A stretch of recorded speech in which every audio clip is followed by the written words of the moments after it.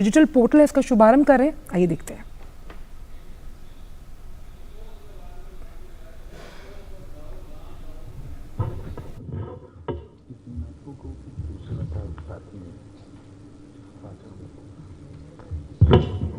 आज के कार्यक्रम में भारत सरकार के निमंत्रण पर यहां उपस्थित महाराष्ट्र के मुख्यमंत्री श्रीमान एकनाथ शिंदे जी, महाराष्ट्र राज्य के उप मुख्यमंत्री श्रीमान देवेंद्र फडणवीस जी, महाराष्ट्र राज्य के उप मुख्यमंत्री अजित दादा पवार साहब, महाराष्ट्र राज्य के सहकारिता मंत्री श्री दिलीप वलसे पाटिल जी, हमारे पुणे के प्रभारी मंत्री और भारतीय जनता पार्टी के वरिष्ठ नेता श्री चंद्रकांत दादा पाटिल जी,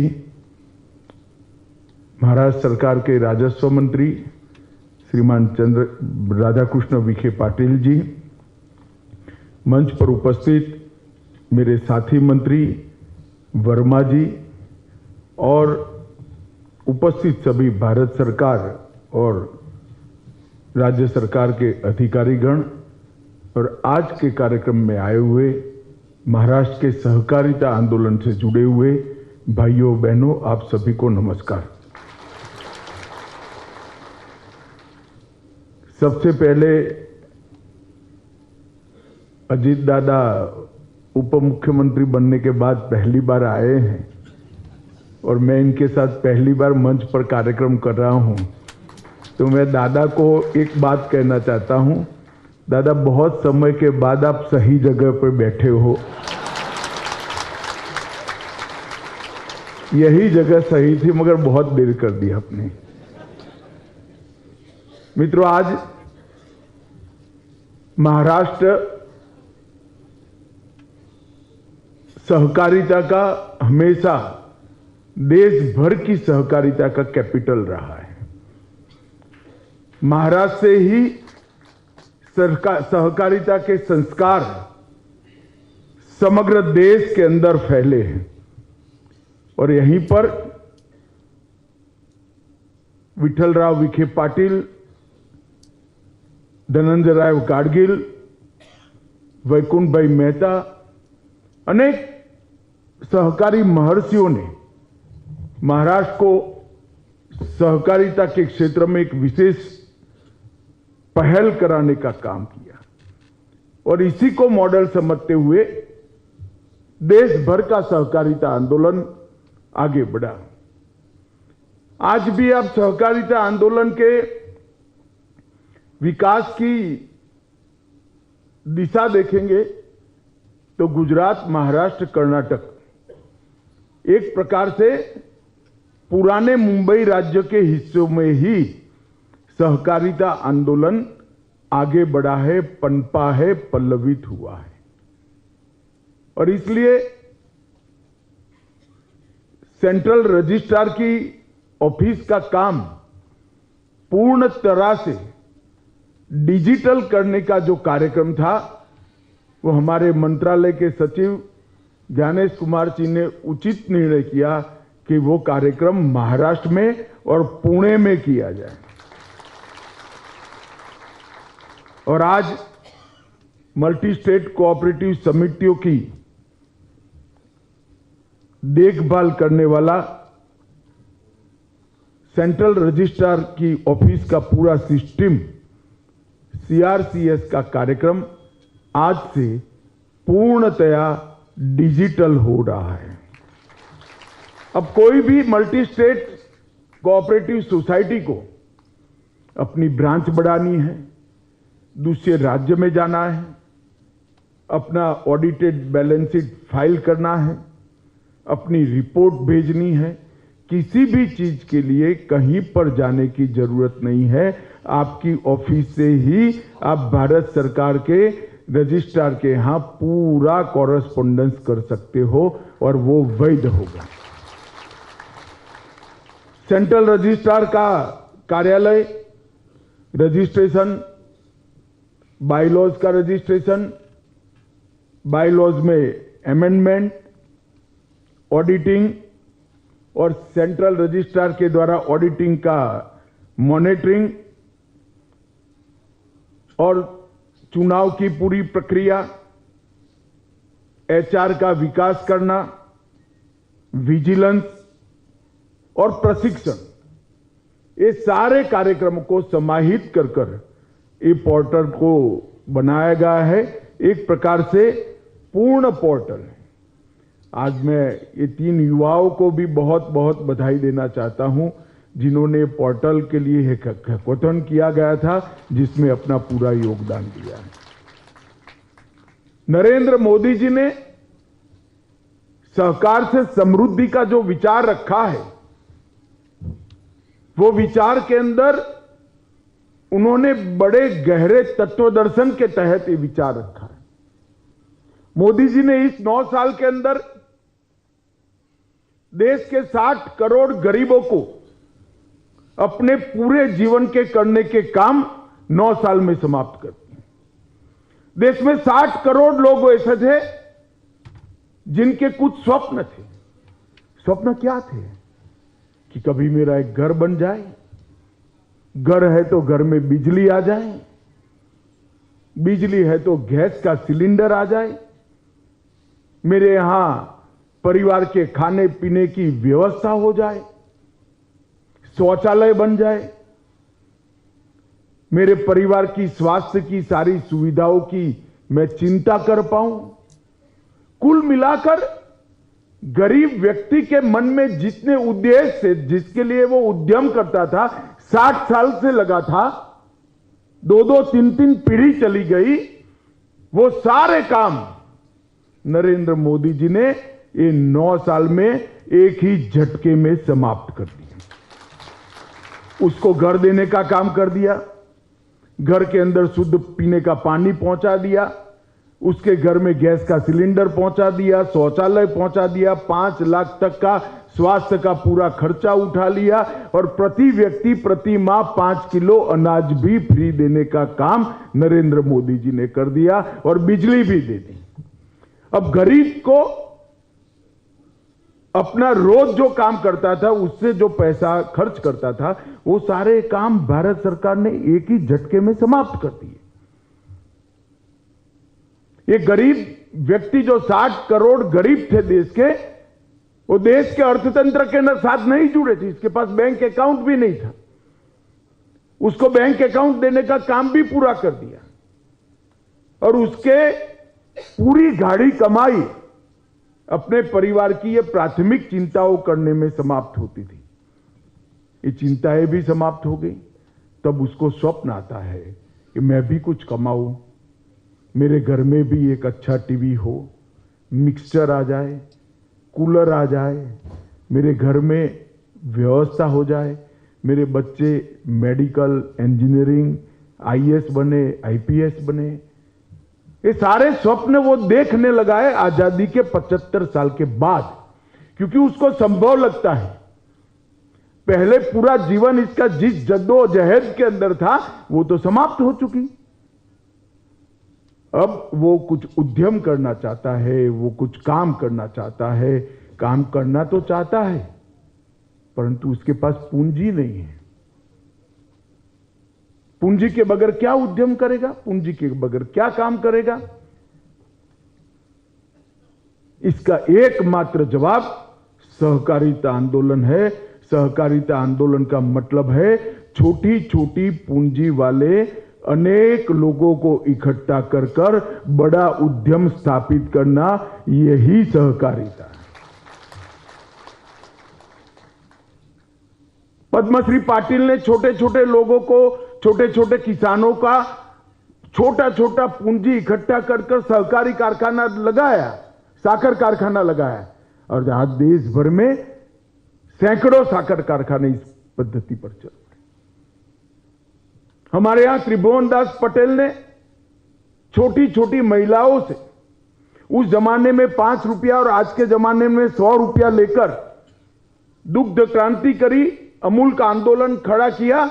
आज स्थिति यह है कि 36 लाख महिलाएं गुजरात के अंदर 100 रुपए से ज्यादा किसी ने नहीं रोका है, इन्वेस्ट नहीं किया है, सिर्फ 100 रुपया इन्वेस्ट किया है।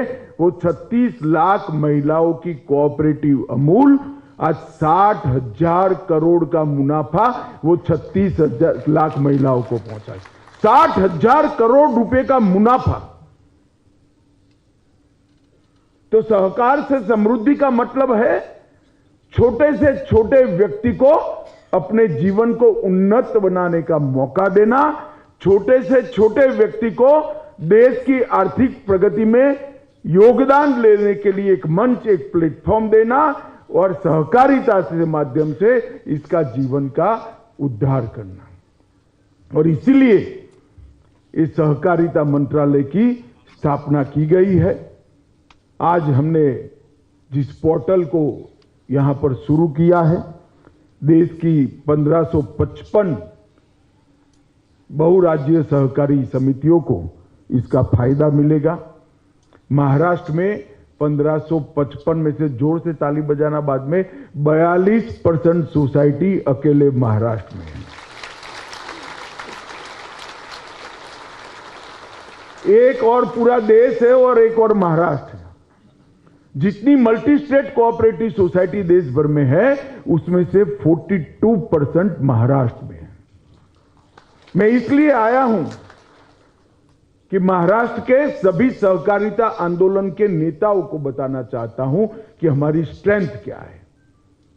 और ये आज से ये 1555 मल्टी स्टेट कोऑपरेटिव सोसाइटी को मैंने आगे कहा वो सारा काम, चाहे रिटर्न फाइल करना हो, चाहे multi state cooperative state registrar से शिकायत करनी हो, किसी भी मेंबर को, किसी भी सोसाइटी को अपना जवाब देना हो, किसी भी सोसाइटी को चुनाव प्रक्रिया की इंफॉर्मेशन देनी हो, आपका बोर्ड का रेजोल्यूशन भेजना हो और एनालिटिक टूल्स भी इसके अंदर रखे हैं। हर प्रकार का काम ये पोर्टल करेगा। और इसके बाद यही पैटर्न पर हम राज्यों के सहकारिता के रजिस्ट्रारों के कार्यालय का भी कंप्यूटरीकरण करने जा रहे हैं, उसको भी कंप्यूटराइज करने जा रहे हैं, जो राज्य भर की 8 लाख कोऑपरेटिव सोसाइटियों के साथ सीधा कंप्यूटर से संवाद करेगा। तब जाकर एक काम में गति आएगी। सहकारिता आंदोलन आधुनिकता के बगैर आगे नहीं बढ़ सकता। सहकारिता आंदोलन पारदर्शिता के बगैर आगे नहीं बढ़ सकता। और सहकारिता का आंदोलन रिस्पॉन्सिबिलिटी, जवाबदेही के बगैर भी आगे नहीं बढ़ सकता। सहकारिता आंदोलन की स्वीकृति बढ़ानी है तो हमें पारदर्शिता बढ़ानी पड़ेगी, जवाबदेही तय करनी पड़ेगी। इस प्रकार की पारदर्शी व्यवस्था ही समाज के 60 करोड़ लोगों को जोड़ सकती है। और कोई कल्पना नहीं कर सकता दुनिया में इफ्को जैसा सबसे बड़ा खाद का कारखाना हमारे यहां कोऑपरेटिव बेस पर चलता है, क्रिप्को कोऑपरेटिव बेस पर चलता है, नाफेड कोऑपरेटिव बेस पर चलता है, अमूल कोऑपरेटिव बेस पर चलता है। एक जमाने में लिज्जत पापड़ भी कोऑपरेटिव बेस पर चलता था। हमने बहुत सारी सफलता की गाथाएं, सक्सेस स्टोरी दुनिया के सामने रखी है। अब ये स्ट्रेंथ को संजोकर एक नई गति बढ़ाने का काम करना है। मित्रों, अभी अभी मल्टी स्टेट कोऑपरेटिव सोसाइटी के एक्ट का भी संशोधन किया गया। हमारे सचिव साहब यहां बैठे हैं, मैं उनको और उनकी पूरी टीम को बधाई देना चाहता हूं। देखिए एफिशिएंसी क्या होती है। 2 तारीख को कानून पारित हो गया, राष्ट्रपति महोदया की साइन हो गई, इसका नोटिफिकेशन निकल गया और 4 तारीख को उसका रूल्स का भी नोटिफिकेशन निकल गया। 2 तारीख को संसद के सदनों में, दोनों सदनों में पारित होने के बाद 4 तारीख को कोई काम बाकी नहीं। और इसके अंदर हमने multi state cooperative society act में निर्वाचन सुधार, कोऑपरेटिव गवर्नेंस के लिए कई नए आयाम रखे हैं। फाइनेंशियल डिसिप्लिन और फंड की पूर्ति के लिए हमने व्यवस्थाएं की है। व्यापार की सुगमता बढ़ाने के लिए व्यवस्था की है। निर्वाचन के लिए चुनाव आयोग जैसी एक इंडिपेंडेंट बॉडी बनाएगी जो निर्वाचन के अंदर घपले घोटाले करते हैं वो अब चुनाव में नहीं कर पाएंगे। काफी लोगों को अच्छा नहीं लगेगा, मगर आपकी स्वीकृति बढ़े इसके लिए जरूरी है। बोर्ड को चलाने के नियमों में भी बदलाव किया है और पारदर्शिता लाने के लिए बोर्ड ऑफ डायरेक्टर की जिम्मेदारी, कर्मचारियों की जिम्मेदारी तय की है। कोई अपने भाई भतीजे को नौकरी नहीं दे पाएगा, ये भी हमने सुनिश्चित कर लिया है। क्यों एक भी ताली नहीं पड़ती भाई? जो आएगा वो हमारा ही है भाई। हमने हमारे भाई भतीजे को नहीं रखना है, जिसमें टैलेंट है। अभी जो युवा मेरे हाथ से सर्टिफिकेट लेकर गए, ऐसे युवाओं को कोऑपरेटिव आंदोलन के साथ जोड़ना पड़ेगा, तब जाकर एक कोऑपरेटिव आंदोलन आगे बढ़ेगा। ऑडिट की जिम्मेदारी भी रिजर्व बैंक अप्रूव पैनल को ही हमने देने का तय किया है और गैर मतदान वाले सदस्यों के नॉन वोटिंग शेयर को देकर ज्यादा पूंजी प्राप्त करने के लिए भी इसके साथ व्यवस्था की है, जिससे बहुत बड़ी सुविधा मल्टी स्टेट कोऑपरेटिव सोसाइटीज को होगी। कंकरेंट ऑडिट की व्यवस्था की है। सहकारी समितियों में कंप्लेन के निपटारे की व्यवस्था की है। सूचना का अधिकार भी लागू किया है। ढेर सारी व्यवस्थाएं हमने की है।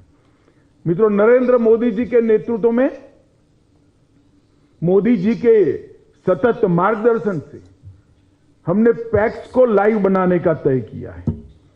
सबसे पहले हमने तय किया है कि 5 साल में 3 लाख पैक्स नए बनाएंगे और सहकारिता आंदोलन को हर गांव तक पहुंचाने का काम ये भारतीय जनता पार्टी की नरेंद्र मोदी सरकार। 3 लाख नए पैक्स बनेंगे। 70 साल में, 75 साल में 93,000 पैक्स बने हैं।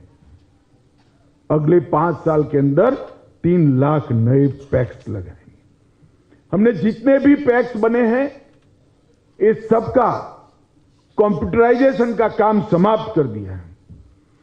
पैक्स अब कॉमन सिविल सर्विस सेंटर है। आपको जन्म का दाखला भी वहां से मिल जाएगा, मृत्यु का रजिस्ट्रेशन भी वहां हो जाएगा, मतदाता सूची देखनी है तो वो भी वहां से देख पाएंगे। क्या राज्य सरकार और केंद्र सरकार की 300 से ज्यादा योजनाएं वहीं होंगी।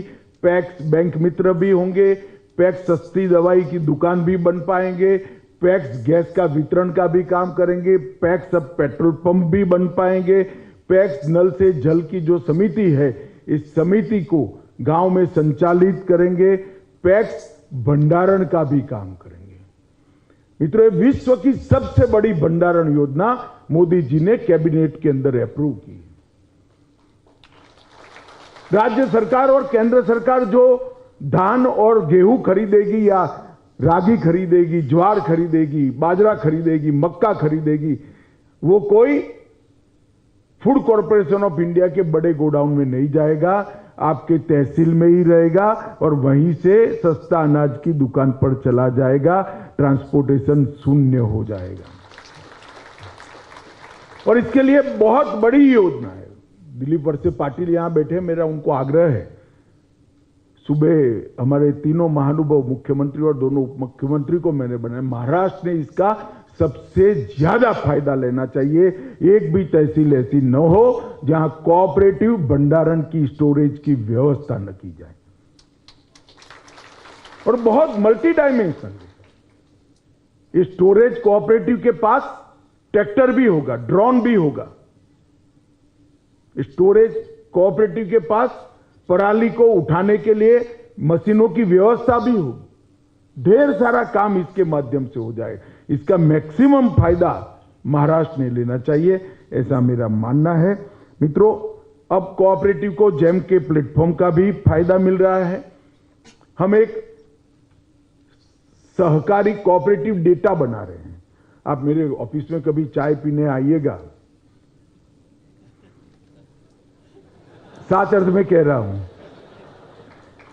तो मेरे लैपटॉप पर मैं आपको महाराष्ट्र दबा कर दूंगा तो कितनी कोऑपरेटिव सोसाइटीज हैं आ जाएगा। फिर एक जिले में चले जाएंगे, पुणे जिले में चले जाएंगे तो पुणे जिले की आ जाएगी। फिर एक तहसील में चले जाएंगे तो तहसील में आ जाएगी। और फिर हर गांव का नाम लिखोगे तो गांव की हो जाएगी। इसके साथ कौन से गांव में कोऑपरेटिव आंदोलन नहीं है वो भी सूची साथ में ही दिखाई पड़ेगी। कोऑपरेटिव का अगर विस्तार करना है, इसको एक्सपांड करना है तो कहां करने की जरूरत है, कोई राज्य को अब जानने की जरूरत नहीं, कंप्यूटर पर मिल जाएगा। दिलीप वळसे पाटिल साहब चाहेंगे कि महाराष्ट्र के कितने गांवों में पैक्स नहीं है तो कंप्यूटर पर उसकी सूची तहसील वाइज, जिले वाइज मिल जाएगी, वहां पर पैक्स रजिस्टर करनी है। ये बहुत बड़ा कार्यक्रम और इसका 95% काम हमने पूरा कर दिया है। हम एक नई कोऑपरेटिव पॉलिसी भी लेकर आए हैं। हम कोऑपरेटिव यूनिवर्सिटी भी बना रहे हैं जिसके माध्यम से कोऑपरेटिव और कोऑपरेटिव के साथ साथ जितने एक्सटेंशंस हैं, चाहे डेयरी उद्योग हो, चाहे चीनी उद्योग हो, चाहे मछुआरा समिति के शीत केंद्र हो, अनेक प्रकार के काम कोऑपरेटिव्स करती हैं। इसके टेक्निकल एजुकेशन की व्यवस्था भी इसी के साथ जुड़ जाएगी। तो युवाओं को इसके साथ हम जोड़ेंगे। मित्रों, हमने 3 नई कोऑपरेटिव सोसाइटीज बनाने का काम किया है। Multi state cooperative society Bharat सरकार बन गई है। बहुराज्य ऑर्गेनिक प्रोडक्ट मार्केटिंग के लिए एक सोसाइटी। ऑर्गेनिक प्रोडक्ट के लिए, प्राकृतिक खेती के लिए ढेर सारे किसान आगे आए हैं, मगर उनको सर्टिफिकेशन नहीं है और उनको अपने उपज का मूल्य नहीं मिलता है। एक मल्टी स्टेट कोऑपरेटिव सोसाइटी बनेगी जो पैक्स से एपेक्स तक जहां जहां किसान ऑर्गेनिक फूड, ऑर्गेनिक कृषि उपज बना रहा है उसको परचेज कर भारत ब्रांड के साथ इसका मार्केटिंग कर इसका पूरा मुनाफा वो किसान के खाते में वापस देने का काम जैविक सोसाइटी। अभी हमने ट्रायल बेस पर अमूल का काम कर दिया है, बहुत सफलता से चल रहा है। हर महीने अमूल हर रोज 61 टन मटेरियल का अभी ट्रांजैक्शन कर रहा है। ये शुरुआत ही है। इसके साथ साथ किसान अपनी अच्छी प्रोडक्ट को एक्सपोर्ट नहीं कर पाते। हमारे यहां गुजरात में जीरा और इसबगुल होता है, मगर एक्सपोर्ट बहुत कम होता था। क्यों? क्योंकि मिट्टी लग जाती थी, इसकी सफाई की व्यवस्था नहीं थी। करना कुछ नहीं था, एक प्लास्टिक की दरी बिछा देनी थी, इस पर जीरा डालना था खेत में, खलियान में, नहीं होता था। इसबगुल भी एक्सपोर्ट नहीं होता था। अब ये मल्टी स्टेट एक्सपोर्ट समिति किसान के पास से या पैक्स के पास से एग्रीकल्चर प्रोड्यूस को खरीदकर दुनिया भर के बाजार में बेचेगी और इसका मुनाफा भी मिल्क कोऑपरेटिव की पैटर्न पर सीधा किसान के पास जाएगा। वो मल्टी स्टेट कोऑपरेटिव नहीं रखेगी। एक्सपोर्ट का फायदा मेरे किसान भाइयों को होगा। इसी तरह से छोटे किसान बीज की खेती नहीं कर सकते थे। सीड्स का डेवलपमेंट करना है तो बड़ी कंपनियां इनको मौका नहीं देती। जिनके पास 15 एकड़, 20 एकड़, 15 हेक्टर, 30 हेक्टर भूमि है उसी को देते थे वो। अब आपके पास सिर्फ 2.5 बीघा मतलब 1.25 एकड़ भूमि है तो आप बीज का प्रोडक्शन कर सकते हो। ये मल्टी स्टेट सीड्स कोऑपरेटिव आपका बीज ले लेगी, आपको बीज बनाने का सर्टिफिकेशन भी करेगी और आपके बीज को वो अपने ब्रांड के साथ भारत के और विश्व के बाजार में भी बेचेगी, जिससे किसान ज्यादा प्रोडक्टिव क्रॉप अपने खेत के अंदर कर पाएगा। ये तीनों कोऑपरेटिव सोसाइटी मैं स्पष्ट रूप से दिख रहा हूं कि जिस दिन पद्मश्री पाटिल ने साकर कारखाने की नींव डाली होगी उनको मालूम नहीं होगा, किसानों को भी मालूम नहीं होगा, शायद पद्मश्री पाटिल को भी मालूम नहीं होगा। देश भर के 10 करोड़ से ज्यादा किसानों के उद्धार का काम हो रहा है। ये तीनों सोसाइटियां ऐसी है जो आने वाले दिनों में हमारे देश के करोड़ों किसानों की समृद्धि का मार्ग प्रशस्त करेंगे। पहले कोऑपरेटिव के साथ स्टेप मदर अप्रोच से व्यवहार किया जाता था। अब मोदी जी के नेतृत्व में किसी की हिम्मत नहीं है कोऑपरेटिव को स्टेप मदर अप्रोच से देखने की। हमने समान व्यवहार की। कॉरपोरेट के लिए जो व्यवस्था है वो सारी कोऑपरेटिव के लिए है। इनकम टैक्स के अंदर जो जो दोहरे मापदंड थे हमने समाप्त कर दिए। 31 मार्च को मैन्युफैक्चरिंग आरंभ करने वाली 31 मार्च के बाद मैन्युफैक्चरिंग आरंभ करने वाली समितियों को 15% दर का फायदा मिलेगा। टीडीएस में 3 करोड़ की उच्चतम सीमा भी तय कर दी। कैश भरने की सीमाओं का भी एक्सटेंशन कर दिया। और ये अभी अजीत दादा ने कहा कि कितने सालों से शुगर मिल का प्रॉब्लम पड़ा था। किसी ने कहा 10,000 करोड़ माफ हो गया, किसी ने कहा 10,000 नहीं, पेनल्टी और इंटरेस्ट गिन लो तो 30,000 करोड़ हर्षवर्धन भाई ने बताया। भाई मैं अलग दृष्टि से देखने वाला आदमी हूं। 10,000 करोड़ माफ हो गया, पेनल्टी के साथ 30,000 करोड़ माफ हुआ, रिट्रोस्पेक्टिव इफेक्ट से हुआ, वो तो है ही, मगर आगे लगना ही नहीं है, वो भी हो गया, सालों तक नहीं लग सकता। और जो कोऑपरेटिव का कंसेप्ट है, मुनाफा किसान का है, मुनाफे पर किसान का अधिकार है, उसमें सरकार टैक्स नहीं लगा सकती। ये सिद्धांत का तत्वतः भारत सरकार के वित्त मंत्रालय ने स्वीकार किया। इस समग्र सहकारिता आंदोलन के लिए बहुत बड़ी बात है, जो आने वाले दिनों में हमें बहुत बड़ा फायदा। और मैं तो मोदी जी का आभारी हूं, वित्त मंत्री जी का भी आभारी हूं। कभी भी रिट्रोस्पेक्टिव इफेक्ट से टैक्स बेनिफिट नहीं दिया है। केवल और केवल ये साहस नरेंद्र मोदी कर सकते हैं और कोई नहीं कर सकता। सहकारी समितियों के अधिभार को पहले 12% था, अब 60% कर दिया। मैट को भी 18.5% से 15% कर दिया। और क्रेडिट गारंटी फंड ट्रस्ट की निधि योजनाओं के लिए एनसीडीसी को पात्रता दे दी। और मैं आज सुबह भी हमारे तीनों नेताओं से बात करी, मुख्यमंत्री जी और दोनों उप मुख्यमंत्री से।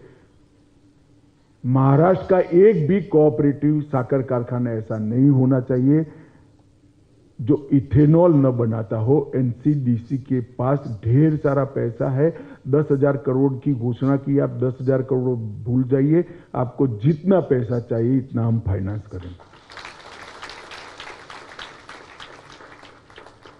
कोऑपरेटिव शुगर फैक्ट्रियों के लिए समय है वायबिलिटी बढ़ाने का। आप इथेनॉल संयंत्र, ऊर्जा का संयंत्र अपने यहां लगा दीजिए, हमेशा के लिए आपकी वायबिलिटी बढ़ जाएगी। अभी रेट भी अच्छे मिल रहे हैं। और इसके रीशेड्यूलमेंट के लिए भी अभी प्रयास हो रहा है। मुझे भरोसा है इसमें आरबीआई जरूर एक प्रैक्टिकल अप्रोच लेगी। अर्बन कोऑपरेटिव के लिए हाउसिंग फाइनेंस की एक लिमिट लगी थी, इसको 2 गुना कर दिया। ग्रामीण सहकारी बैंकों को रियल एस्टेट के लिए लोन देने का हमने परमिशन दे दिया। डोर स्टेप बैंकिंग के लिए अर्बन कोऑपरेटिव बैंकों को परमिशन नहीं थी, वो भी हमने दे दी। अर्बन कोऑपरेटिव बैंक सब नई शाखाएं खोल सकती है। One time settlement urban cooperative बैंकों के लिए प्रतिबंधित था, आरबीआई देती नहीं थी। वन टाइम सेटलमेंट के लिए भी हमने अर्बन कोऑपरेटिव बैंकों को राष्ट्रीयकृत बैंकों के समकक्ष कर अधिकार दे दिए। और प्रायोरिटी सेक्टर की जो लैंडिंग की सीमा थी, हर साल करना पड़ता था, उसको 2 साल तक कर हमने अर्बन बैंकों के पूरे खाकों को एक नया जीवन करने का काम दाम दिया। मित्रों, मैं इतना ही कहना चाहता हूं कि प्रधानमंत्री मोदी जी ने जो $5 ट्रिलियन इकोनॉमी का लक्ष्य रखा है और देश की इकोनॉमी को विश्व की तीसरे नंबर की अर्थव्यवस्था बनाने का लक्ष्य रखा है। मैं आज महाराष्ट्र के कोऑपरेटिव सेक्टर को कहने आया हूं, हमने भी इसमें कोऑपरेटिव सेक्टर का हिस्सा क्या हो उसका एक लक्ष्य रखना चाहिए। ये जुनून के साथ देश के 60 करोड़ गरीबों को कोऑपरेटिव सोसाइटीज के साथ जोड़कर उसके घर में उसको जो वो मिक्सर चाहिए, कलर टीवी चाहिए, छोटा सा एसी भी लग जाए, ये जो खुशी चाहिए वो खुशी देने का प्रयास हमने करना चाहिए।